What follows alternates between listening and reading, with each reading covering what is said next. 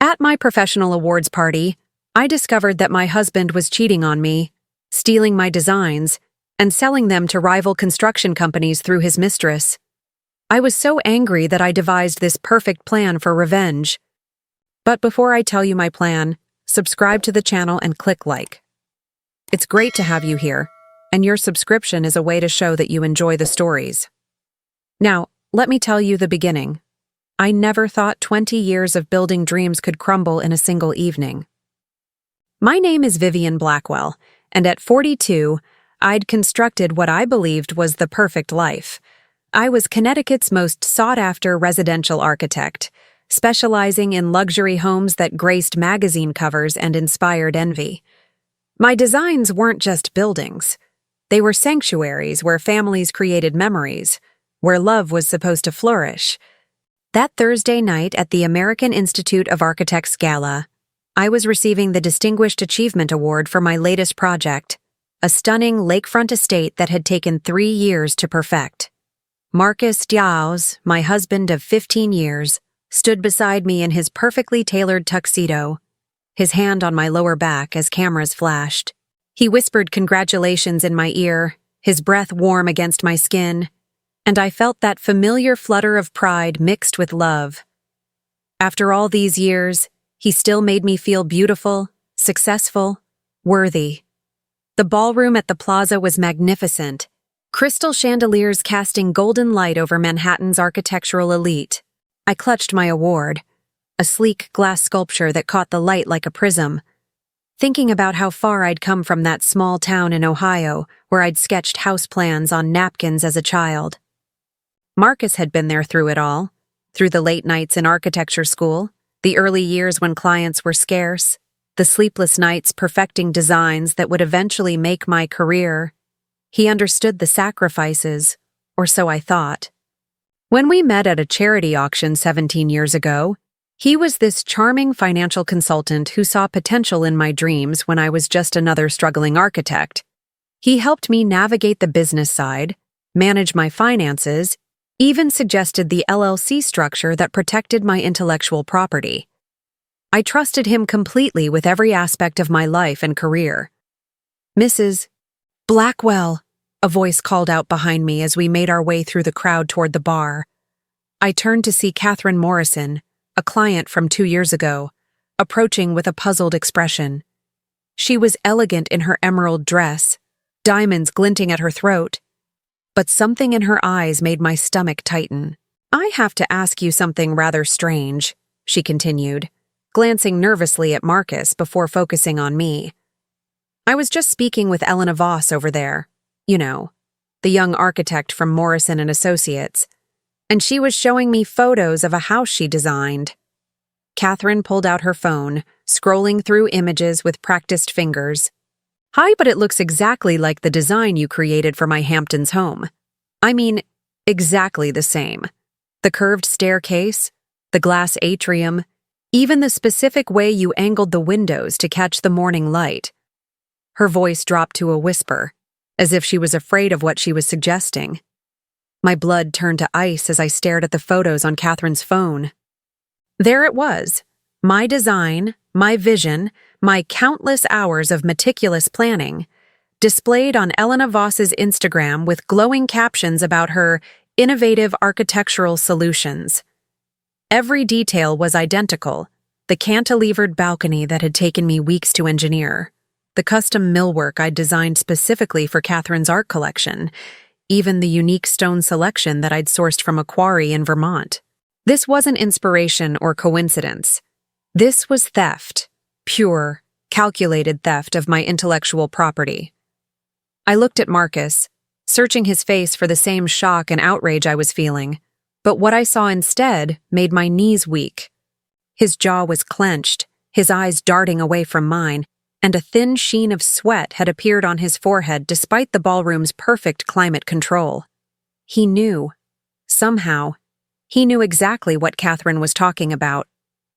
That's impossible," I managed to whisper, though even as the words left my lips, pieces of a horrible puzzle began clicking into place. Elena Voss. I knew that name.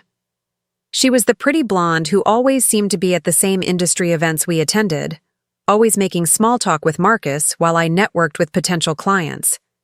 She couldn't be more than 28, with that fresh-faced ambition that reminded me of myself 15 years ago. I'd even complimented her work once, thinking she was talented for someone so young. Now I realized that some of that talent might have been mine all along. Marcus shifted beside me, his hand dropping from my back as if my skin had suddenly burned him. "Vivian, we should go," he said quietly.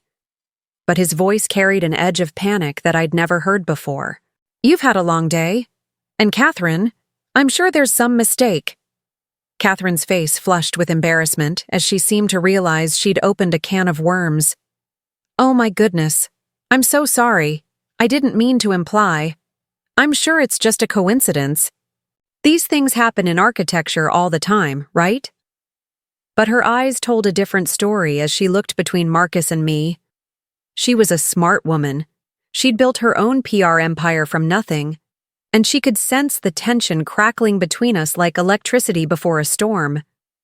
"I should let you two enjoy your evening," she said quickly, backing away with the practiced grace of someone who'd navigated countless social minefields. "Congratulations again on your award, Vivian.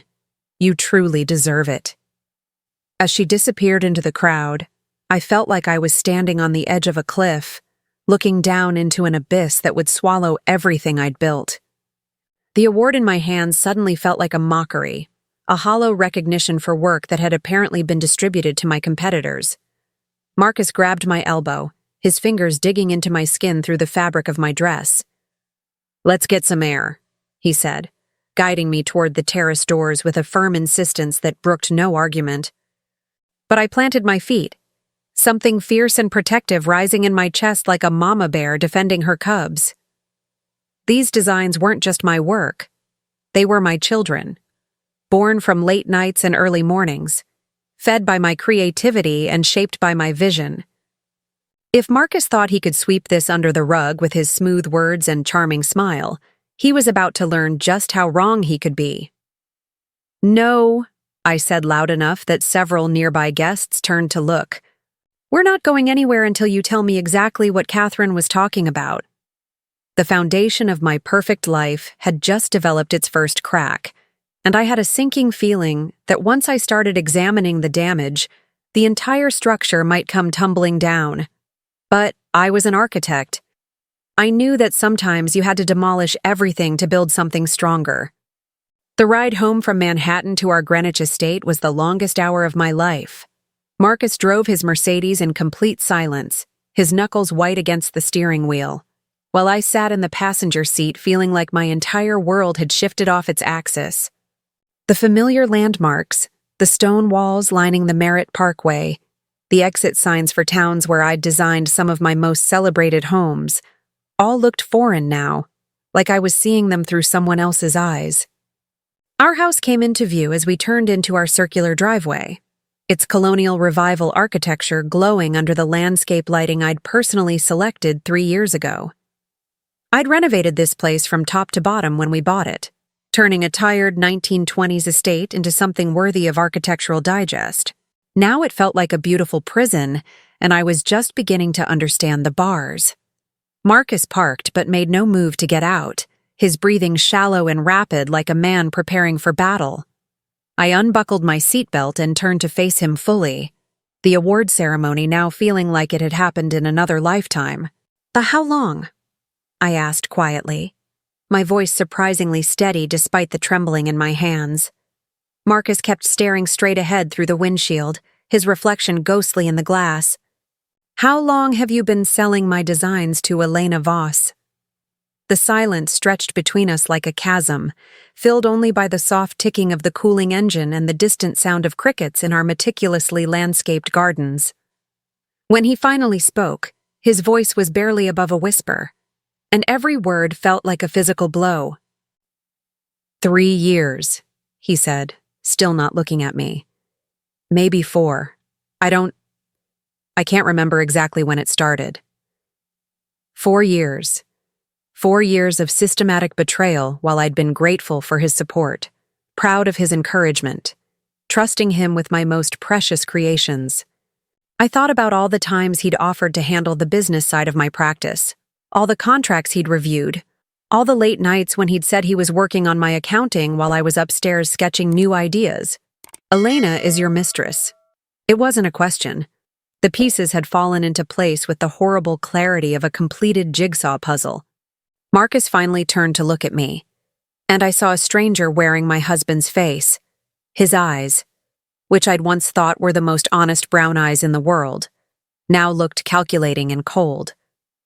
"Vivian, please let me explain," he started, but I held up my hand to stop him. I didn't want explanations or excuses or the smooth justifications he was probably already crafting in his mind. I wanted the truth, raw and unvarnished, even if it destroyed me. "How did you meet her?" I pressed, surprised by my own calmness. Inside, I felt like I was screaming, but years of client presentations had taught me how to maintain composure even when everything was falling apart. Maybe this was just another kind of performance, another role I had to play until I figured out my next move. Marcus ran his hands through his salt and pepper hair, the same gesture he made when he was working through complex financial problems for his clients. Except now, I was the problem to be solved. "She started as a junior architect at Morrison & Associates about 5 years ago," he said slowly, as if each word was being pulled from him with pliers. "We met at that construction industry mixer in Stamford. She was ambitious, hungry. She reminded me of you when you were starting out." The comparison hit me like a slap, and I had to grip the door handle to keep from lunging at him. How dare he compare my genuine passion and hard work to this woman who was apparently willing to build her career on stolen designs? "She said she admired your work, wanted to learn from the best. When she found out I was your husband, she was very interested in becoming friends." The way he said, "friends," made my skin crawl. I could picture it now. This young woman batting her eyelashes at industry events, complimenting Marcus on his wife's talent while probably planning how to steal it. "So you decided to help her," I said, my voice dripping with sarcasm. "How generous of you. How did it work? Did you photograph my blueprints? Email her my CAD files? Or did you just invite her over for dinner and give her a tour of my home office?"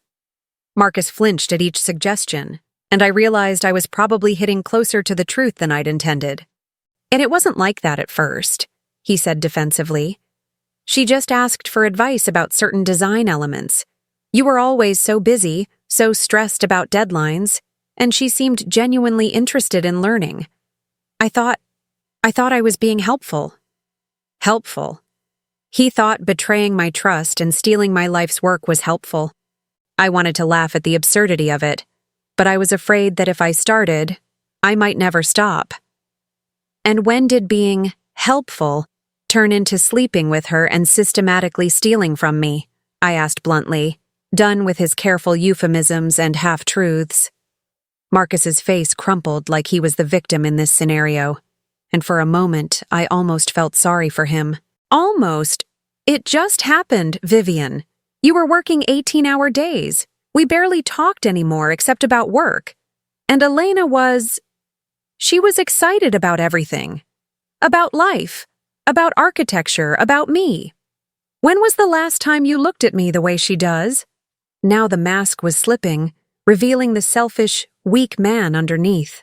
He was actually trying to blame me for his betrayal, suggesting that my dedication to my career had somehow forced him into the arms of another woman. I thought about all those 18-hour days he'd mentioned, how I'd been building our future while he was apparently tearing it down. "So, this is my fault?" I asked incredulously. "I worked too hard to build the life we both benefited from, so you decided to punish me by giving my work to your mistress." The word mistress tasted bitter in my mouth, like something rotten and poisonous. "She loves me, Vivian," he said quietly, and those 4 words shattered whatever remained of my heart. Not, "I made a mistake," or "I'm sorry," or "I want to fix this." He loves her. After 15 years of marriage, after building a life together, after all the dreams we'd shared and plans we'd made, he was choosing her. "And I suppose you love her too," I said, surprised by how steady my voice remained even as my world completely collapsed. Marcus nodded slowly, like he was delivering a terminal diagnosis to a patient. "I do. I'm sorry, Vivian, but I do. We're planning to leave together, start fresh somewhere new. Elena has incredible potential, and with the right backing." He trailed off, probably realizing how it sounded, but the damage was done. He wasn't just leaving me for another woman. He was taking my stolen work with him to launch her career while destroying mine. As I sat there in our driveway, looking at our beautiful home that I'd poured my heart into renovating, I realized that Marcus hadn't just broken my heart. He'd tried to break my spirit, my career, my entire identity. But he'd made one crucial mistake. He'd underestimated the woman who'd built this empire from nothing. And now I was going to show him exactly what a master architect could do when she put her mind to destruction. I spent the next 3 days in my home office, surrounded by 15 years of architectural drawings, contracts, and business records, methodically building my case like I was designing the most important structure of my career. Marcus had moved into the guest bedroom, claiming he needed space to think, though I suspected he was really just buying time to figure out how to maximize his exit strategy. Fine by me. I needed him close enough to monitor but far enough away that I wouldn't be tempted to brain him with one of my architect's scales.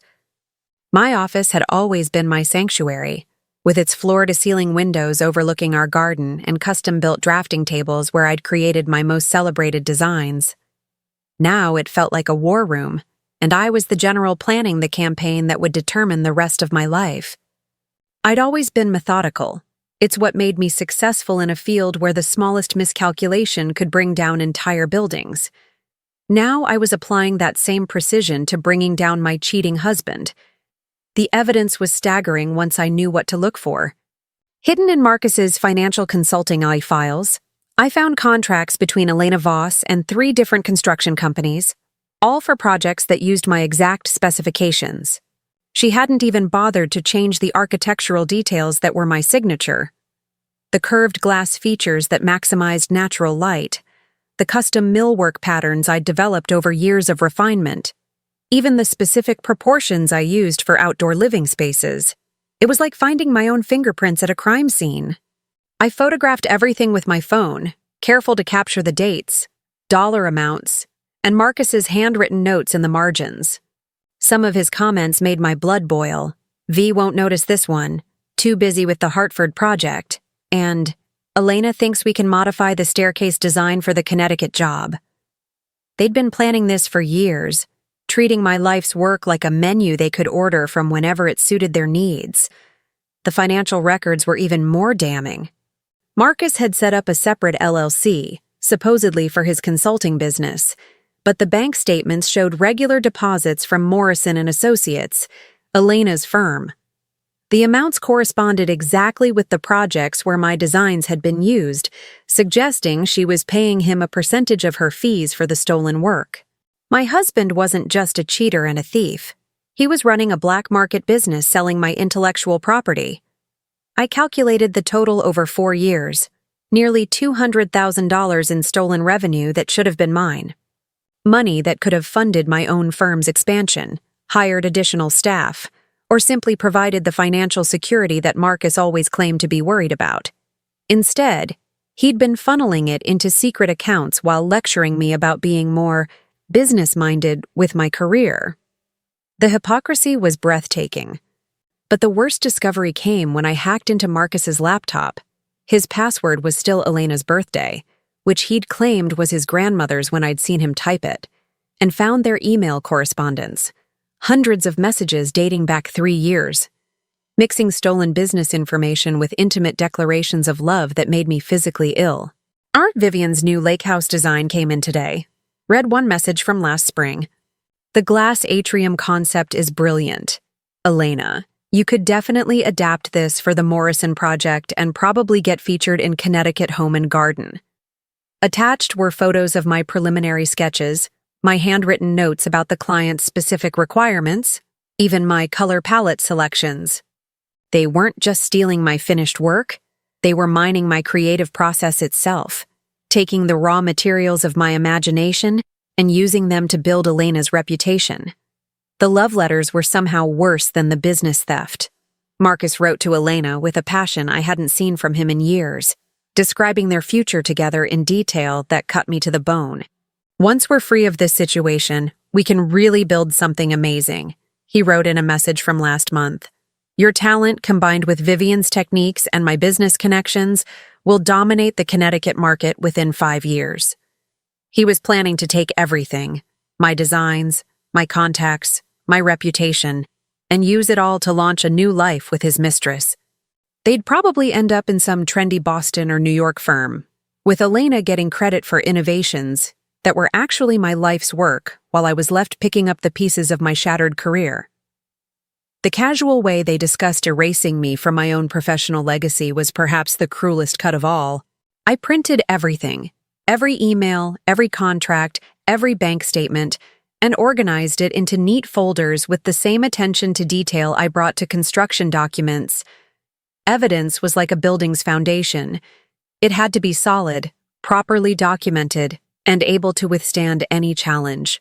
I also started making calls to industry contacts, carefully feeling out the situation without revealing my hand. What I discovered was even worse than I'd feared. Elena Voss was being fast-tracked for partnership at Morrison & Associates based on her innovative designs and impressive client roster. She was giving lectures at architecture conferences about fresh approaches to residential luxury, using my techniques and claiming them as revolutionary insights. Meanwhile, some of my own recent project proposals had been rejected by potential clients who said the designs felt too similar to Elena Voss's recent work.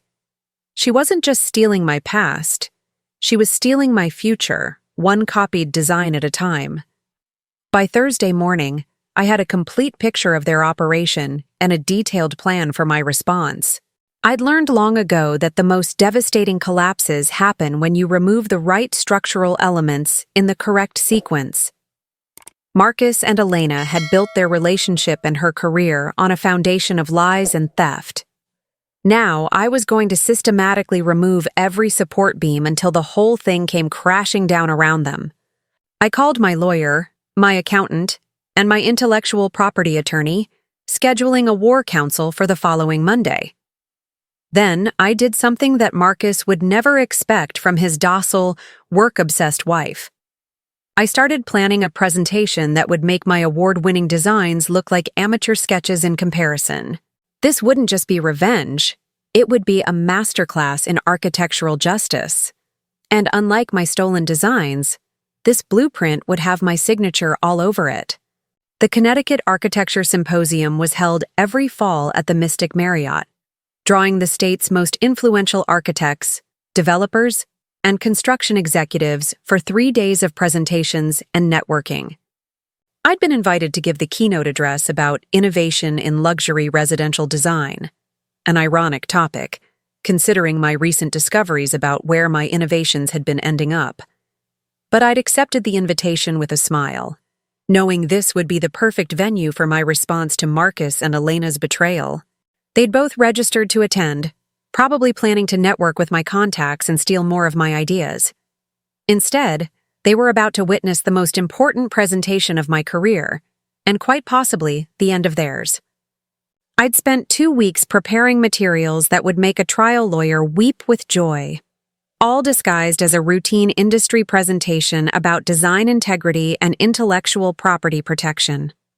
The morning of my keynote, I arrived early to test the audio-visual equipment and make sure every slide would display perfectly. I wore my favorite charcoal gray suit, the one that made me feel like I could conquer the world, and carried myself with the confidence of someone who held all the cards. Marcus and Elena were seated in the third row, him in his standard navy blazer, and her in a bright red dress that was probably meant to project power but instead screamed desperation. They looked like the perfect couple, successful, attractive, ready to take on the world together. Too bad they'd built their partnership on a foundation that was about to collapse. I could see Elena scrolling through her phone, probably reviewing her own presentation scheduled for later that afternoon about emerging trends in glass architecture, a topic she'd learned about by stealing my glasswork designs. Marcus kept checking his watch, and I wondered if he was nervous about something other than my speech. "Good morning, colleagues," I began, my voice carrying clearly through the ballroom's excellent acoustics. "Today, I want to talk about something that affects every one of us in this room: the importance of protecting our creative integrity in an increasingly competitive marketplace."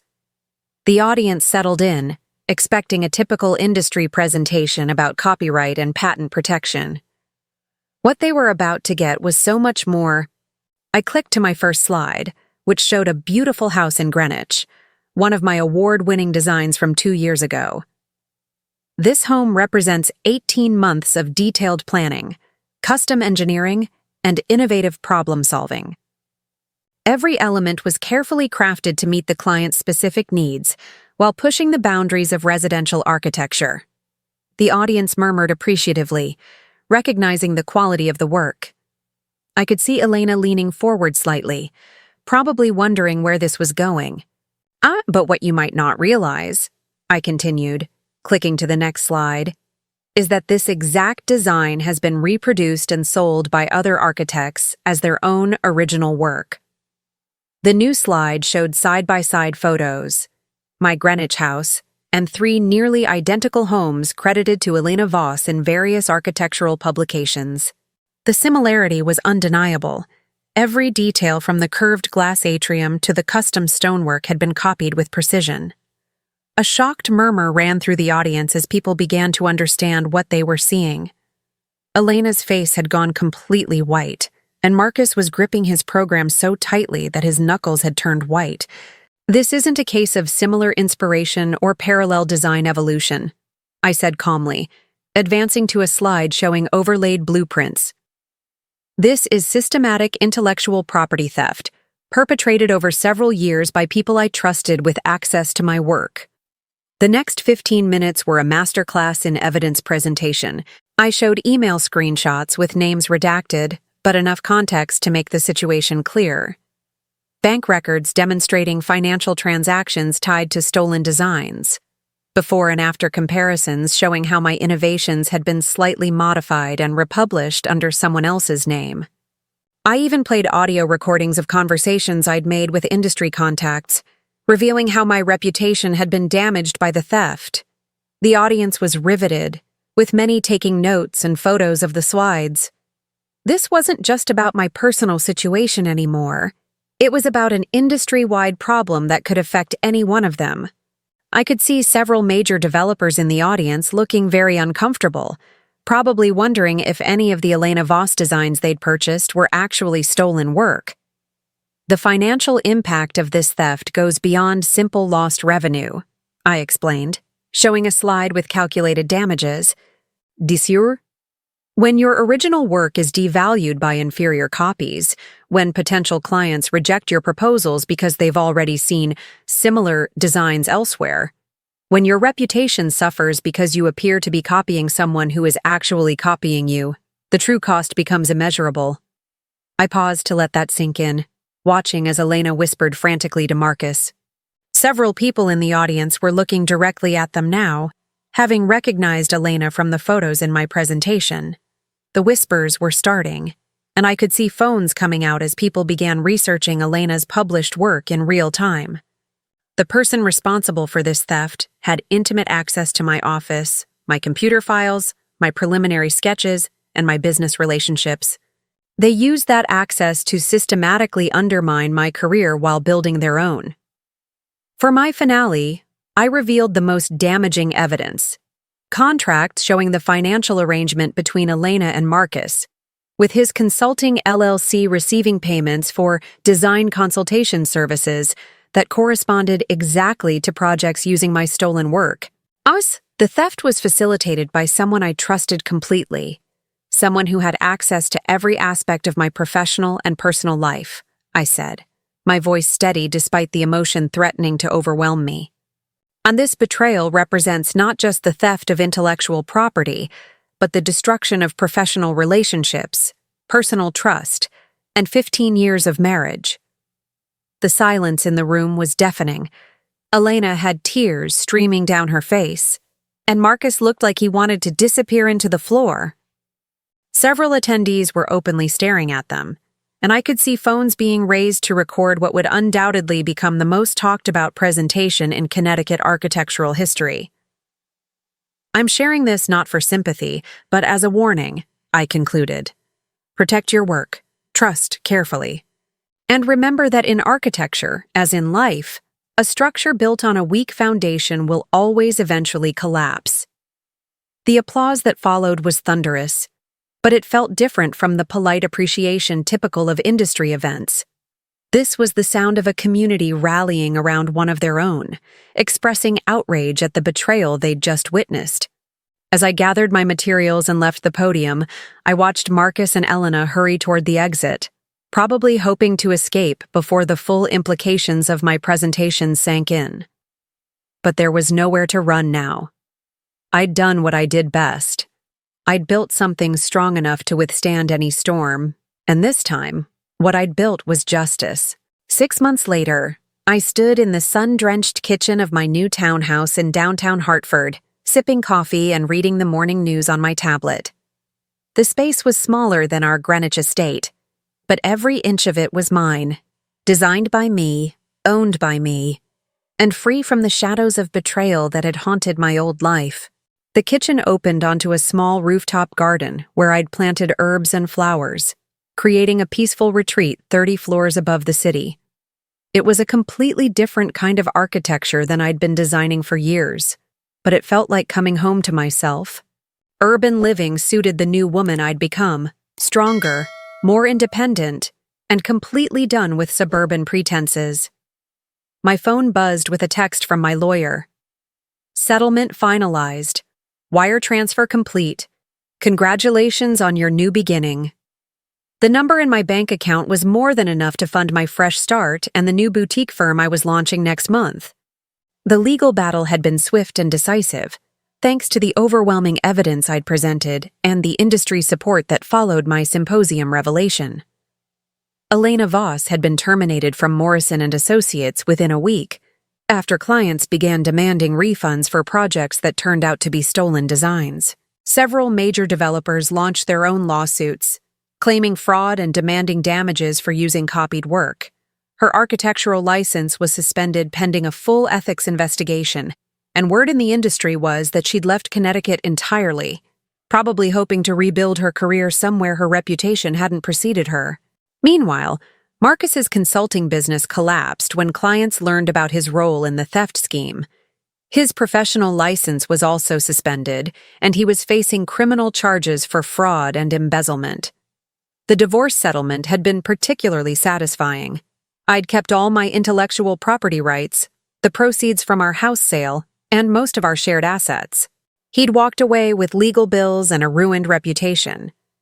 My new firm, Blackwell Design Studio, was everything I'd dreamed of creating when I was young and hungry, small but selective, focused on innovative residential projects for clients who valued original thinking over cookie-cutter luxury. I'd hired 2 brilliant junior architects straight out of school, young women with fresh perspectives and uncompromising ethics. We worked out of a converted warehouse space in Hartford's Arts District, surrounded by galleries and innovative restaurants, far from the stuffy country club atmosphere of Greenwich. The work was challenging and exciting in ways I'd forgotten were possible. Without Marcus's constant pressure to maximize profits and take on every potential client, I could focus on projects that truly inspired me. My first completed design, a sustainable renovation of a 1920s factory building into live-work artist studios, had just been featured in Architectural Record. The industry response to my story had been more positive than I'd ever expected. Rather than becoming a cautionary tale about professional vulnerability, I'd become a symbol of resilience and integrity. Speaking invitations poured in from conferences around the country, all wanting to hear about intellectual property protection and professional ethics. A major publisher had approached me about writing a book, combining my design philosophy with the lessons learned from my experience. Young architects contacted me regularly, seeking mentorship and advice about protecting their work in an increasingly competitive field. I'd even been approached by the American Institute of Architects about joining a new task force focused on intellectual property education. What had started as the worst betrayal of my life had somehow transformed into an opportunity to help reshape my profession for the better. The personal healing had been more complicated than the professional recovery, but I was making progress there too. I'd started seeing a therapist who specialized in betrayal trauma, learning to process the complex emotions around 15 years of marriage built on what I now realized had been an elaborate deception. The grief was real, not just for the end of my marriage, but for the person I'd thought Marcus was, the life I'd thought we were building together, the trust I'd never be able to give as freely again.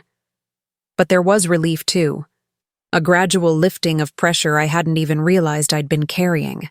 No more walking on eggshells around Marcus's moods, no more second-guessing my business decisions based on his advice, no more feeling guilty for working late on projects I was passionate about. I was rediscovering parts of myself that had been suppressed during my marriage, my love of urban architecture, my interest in sustainable design, my desire to mentor young women in the field. Dating seemed impossible now, though several well-meaning friends had suggested I needed to get back out there. How do you trust again when the person who knew you best had betrayed you so completely? But I wasn't lonely, exactly. I had my work, my new team, the exciting projects we were developing. I had a circle of friends who'd rallied around me during the worst of the legal battle, proving that some relationships could withstand any test. I had the satisfaction of knowing that I'd faced the worst betrayal imaginable, and not only survived, but emerged stronger. Some evenings, I stood on my rooftop garden watching the sun set over Hartford's skyline and felt something I hadn't experienced in years. Complete peace. No anxiety about what Marcus was thinking or planning. No worry about protecting my work from theft. No exhaustion from maintaining a facade of marital happiness. Just me, my thoughts, and the beautiful city I was slowly learning to call home. The final chapter of my revenge hadn't been another dramatic confrontation or legal victory. It had been this: building a life so fulfilling and successful that Marcus and Elena's betrayal became irrelevant to my happiness. They'd tried to steal my past work and destroy my future potential. But instead, they'd freed me to create something better than I'd ever imagined possible. My new designs were bolder, more innovative, more authentically mine than anything I'd produced during my marriage. The firm was growing, with a waiting list of clients who specifically sought out my expertise. Most importantly, I'd learned to trust my own instincts again, to value my worth independent of any relationship, to build my life on foundations that no one else could shake. Marcus had been wrong about one thing. He'd thought he was teaching me a lesson when he left me vulnerable and exposed. Instead, he'd taught me that I was strong enough to rebuild anything, including myself. And unlike the structures he'd tried to destroy, what I'd built this time was completely theft-proof.